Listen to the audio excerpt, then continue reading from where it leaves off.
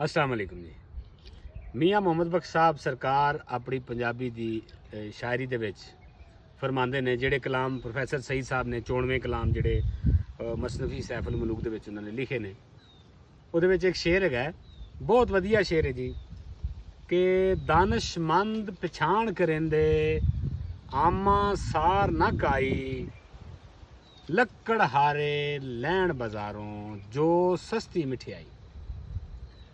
बाबा जी का कहना है कि दानशमंद फिक्र गौर करने वाले लोग जड़े ने मामलात दी हालात दी चीज़ां दी परख वो ही कर सकते ने। आम बंदे तक ये गल नहीं पहुँच सकती, आम बंदा इस गल की डेप्थ तक नहीं पहुँच सकता।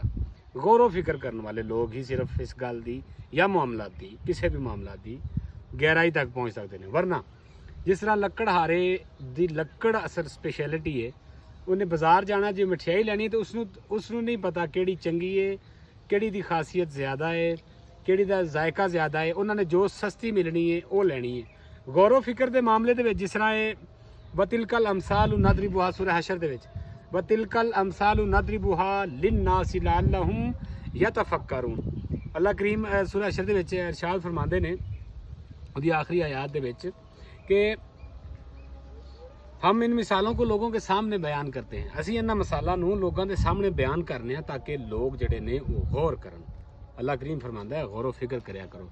इस आयत के रैफरेंस नाल बाबा जी का शेर मैं कोट करना कि जिहड़े बाबा जी इस आयत तो इंस्पायर होकर कहते हैं कि जिहड़ा बंदा गौर फिक्र नहीं करता ना उन्होंने कोई पहचान नहीं। अल्लाह हाफिज़।